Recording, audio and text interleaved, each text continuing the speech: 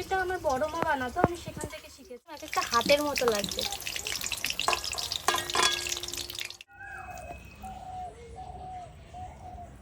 নমস্কার, পাপড়ি কিচেনে আপনাদের সবাইকে স্বাগত। আজকে চলে এসেছে মোচার একটি ভিন্ন সাথে নতুন রেসিপি নিয়ে। তো আমরা তো সবসময় মোচা আলু দিয়ে তরকারি এই সমস্তই খেয়ে থাকি। তো আজকে আমি যে রেসিপিটা রান্না করবো একটুখানি আলাদা রকমের টেস্ট। তো প্রথমেই উপকরণ হচ্ছে মোচা। মোচাটা বেশ ভালো, কত বড় বড় পোচগুলো। আর দেখে নিন কী কী লাগছে। এখানে আছে চালের গুঁড়ো, আর এখানে আছে কাঁচা লঙ্কা, আর এর মধ্যে আছে সাদা সর্ষে, জিরে আর একটু পোস্ত মেশানো, সব আমি একসাথে মিশিয়ে রেখেছি। আর এখানে সাদা তেল, সর্ষের তেল আর তেজপাতা, শুকনো লঙ্কা লাগছে। ব্যাস, আর বেশি কিছু লাগবে না। আর তো নুন আর হলুদ তো আমরা ব্যবহার করেই থাকি রান্নাতে, ওটা ছাড়া তো রান্না অসম্পূর্ণ। এইটুকু পরিমাণ উপকরণ দিয়ে আজকের রান্নাটা কমপ্লিট হবে। খেতে কিন্তু দুর্দান্ত হয়। তো দেখো আমি কি করে রান্নাটা করি। প্রথমে মোচাটাকে ছাড়িয়ে নেব। প্রথমে ঢেলে নিয়েছি কিছুটা জল, আর হাতের মধ্যে আমি একটু লাগিয়ে নেব সর্ষের তেল, কারণ মোচা কাটলে হাতটা কালো হয়ে যায়। এবার মোচাটাকে খুলে নেব, মাথাটা কেটে নিয়ে কাটতে সুবিধা হবে। মোচাটাকে হালকা হাতে ছাড়িয়ে নিতে হবে, যাতে এই যে একসঙ্গে লেগে রয়েছে না মোচার এক একটা করে এই ডাঁটগুলো, এগুলো যাতে খুলে না যায়। তো হালকাভাবে এইভাবে কেটে নেব। এটা কাটার পরে ভেতরে যেই শিটটা আছে এটাকে সুন্দর করে ফেলে দিতে হবে। তো এক এক করে আমি এইভাবে কয়েকটা করে নেব।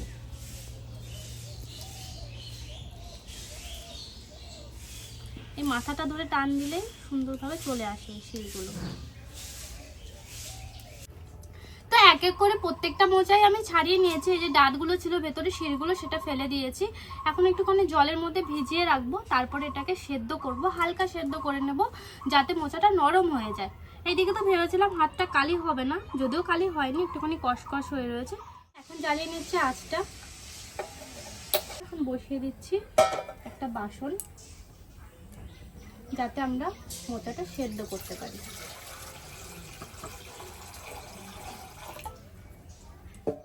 এর মধ্যে দিয়ে দেবো একটু পরিমাণ নুন, আর এর মধ্যে দিয়ে দেবো মোচাগুলো।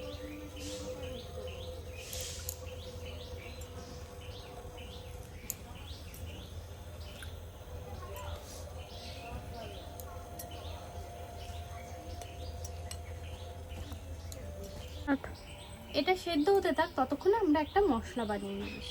এই যে এখানে নিয়েছিলাম সর্ষে, পোস্ত, সাদা জিরে আর কাঁচা লঙ্কা, এটা আমরা বেটে নেব। এই সর্ষে, পোস্ত, কাঁচা জিরে যেটা আছে এটার মধ্যে একটুখানি নুন আর হলুদ দিয়ে বাটবো, কারণ অনেক সময় সর্ষে বাটলে তিতো হয়ে যায়। নুন আর হলুদ দিয়ে যদি আমরা বাটি তাহলে কিন্তু তিতো হয় না। এর মধ্যে দিয়ে দিয়েছি একটু নুন আর হলুদ। এখন এই মশলাটা আমি ভালো করে বেটে নেব। সুন্দর করে বেটে নিয়েছি মশলাটা। এখন আমি কি করবো, মোচাটা যে সেদ্ধ বসিয়ে গিয়েছিলাম এটা কিন্তু প্রায় সেদ্ধ হয়ে গেছে, এটা একটু জল ঝরিয়ে নেব।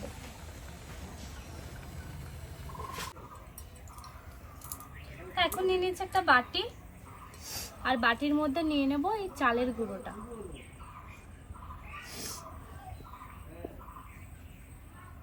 বেশ খানিকটা চালের গুঁড়ো নিয়ে নিলাম, আর এর মধ্যে দেব পরিমাণ মতো নুন, হলুদ আর একটু পরিমাণ চিনি। নুন আর হলুদটা দাও তো একটু।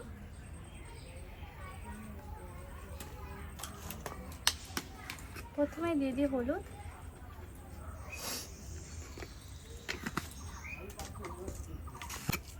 তারপরে দিয়ে দিচ্ছি একটু নুন,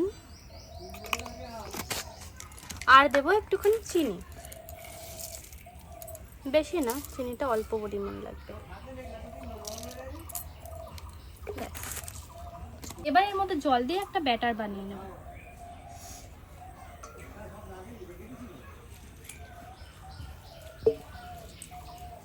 অল্প অল্প করে জল অ্যাড করবো, আর অল্প অল্প করে এইভাবে নেড়ে নেব। কারণ একবারে যদি আমরা জলটা দিয়ে দিই তাহলে অনেক সময় পাতলা হয়ে যায়।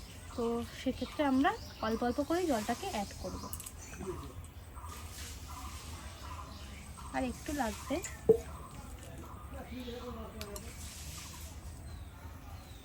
ব্যাস, ব্যাটারটা সুন্দরভাবে রেডি হয়ে গেছে।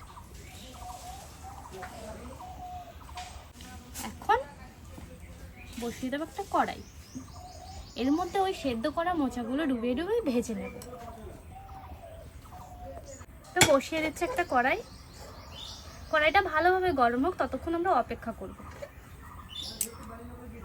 কড়াইটা ভালোভাবে গরম হয়ে গেছে, এখন আমি এর মধ্যে দিয়ে দেবো সাদা তেল।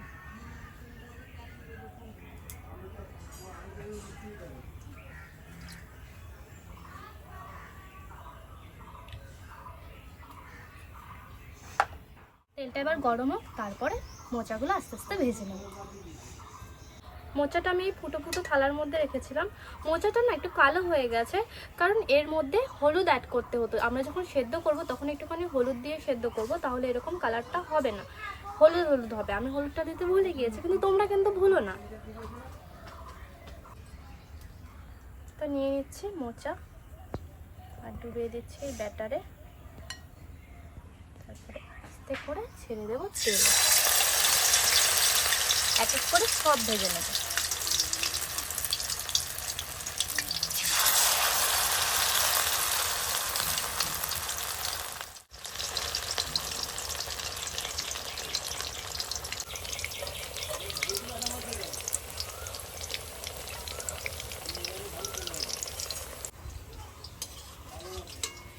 অনেক অল্প পরিমাণ জিনিস দিয়ে হয়ে যায়, কিন্তু খেতে কিন্তু ভীষণ ভালো লাগে। আর সব থেকে বড় কথা হচ্ছে, নিরামিষের দিনে কিন্তু আপনারা এটা বানাতে পারেন।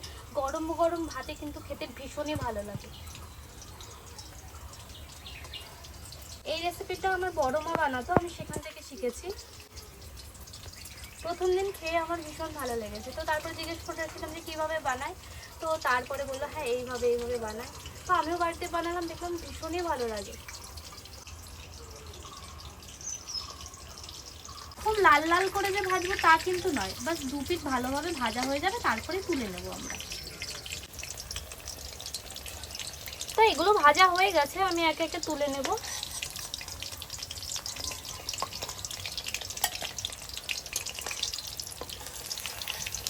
একদম এক একটা হাতের মতো লাগবে।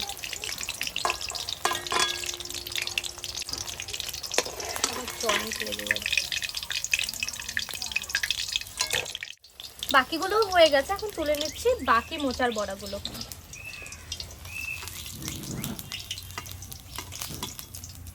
ব্যাস কমপ্লিট। আমি মোচার বড়াগুলো কিন্তু সাদা তেলে ভেজেছি। আমি এখন তেলটা পাল্টে সর্ষের তেল ব্যবহার করব। আপনারা চাইলে রান্নাটা সর্ষের তেল দিয়ে করতে পারেন, কিন্তু আমি সর্ষের তেল দিয়ে আমি ভাজিনি, যেহেতু সর্ষের তেল খেলে অনেকটা গ্যাস ট্যাস হয়ে যায়, এটার মধ্যে অনেকটাই তেল ব্যবহার হয়, সেই কারণে আমি সাদা তেল দিয়ে ভেজে নিয়েছি। কড়াইটা আবার বসিয়ে দিয়েছি, আর এর মধ্যে দিয়ে দেবো এখন কিছু পরিমাণ সর্ষের তেল।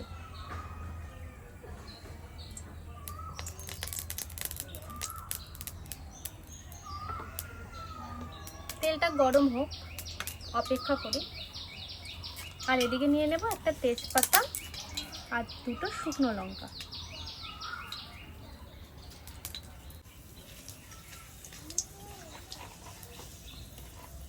এখন দিয়ে দিচ্ছি মশলাটা।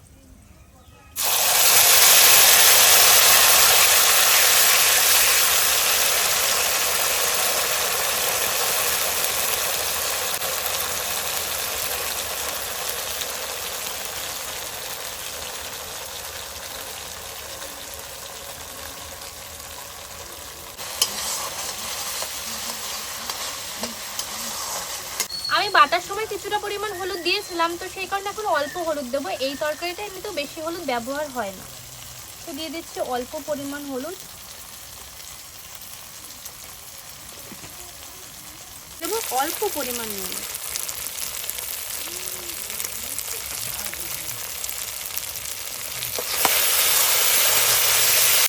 এই মশলাটা ভাজা ভাজা হয়ে গেছে, এখন এর মধ্যে দিয়ে দিচ্ছি পরিমাণ মতো জল।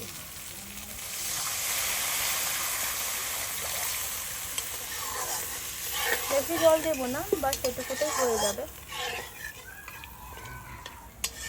এটা ফুটে উঠলে দিয়ে দেবো এর মধ্যে মোচার বড়াগুলো, আর দিয়ে দিচ্ছি অল্প পরিমাণ চিনি। চিনিটা দিলে না স্বাদটা ব্যালেন্স হয়, সেই কারণে চিনিটা অ্যাড করি লাস্টে। তোমরাও দেখবে যারা রান্নাতে চিনি ব্যবহার করো না, একটুখানি অ্যাড করে দেখবে। এটাতে রান্নার টেস্টটা মিষ্টি হয়ে যায় তা নয়, শুধুমাত্র নুন আর মশলার ব্যালেন্স হয় একটা টেস্টে। তো এটা ফুটে গেছে, এখন এর মধ্যে দিয়ে দেবো মোচার বড়াগুলো।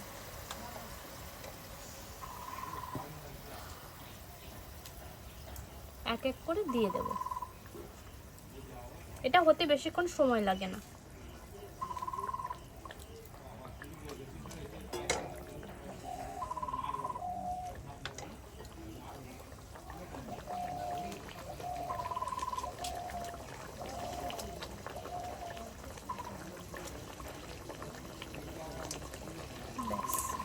এবার ব্রেডের সাথে মাখিয়ে নেব, আর আঁচটা একদম অল্প রাখবো। তো আমার রান্না কিন্তু রেডি। শুধুমাত্র এইটুকুই টাইম লেগেছে এই রেসিপিটা বানাতে। দেখেছো কত কম সময়ে হয়ে গেল চটজলদি এই রেসিপিটা। আর অবশ্যই এই রেসিপিটা কিন্তু নিরামিষ, খেতে কিন্তু অনেক ভালো লাগে গরম ভাতের সঙ্গে। তো এখন কি করবো, এটা আমি নামিয়ে নেব। একে নামিয়ে নিচ্ছি। আপনারা চাইলে একটুখানি ঝোলও রাখতে পারেন, কিন্তু এই রেসিপিটা সাধারণত এরকম গা মাখা মাখাই ভালো লাগে।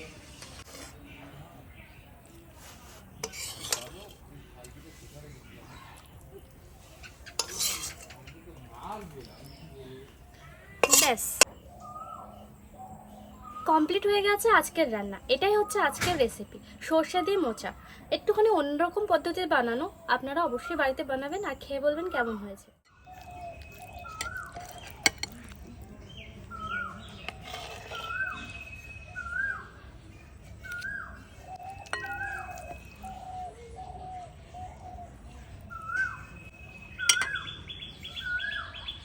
তো নিয়ে নিয়েছি প্লেটে, এখন টেস্ট করে দেখি কেমন হয়েছে।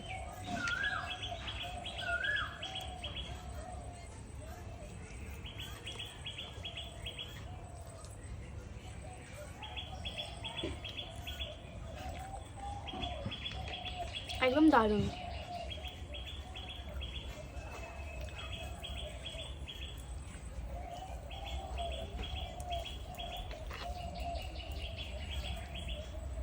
আমার তো বেশ ভালো লাগে এই রেসিপিটা। তোমরাও বাড়িতে রান্না করে জানাবে যে তোমাদের কেমন লাগে।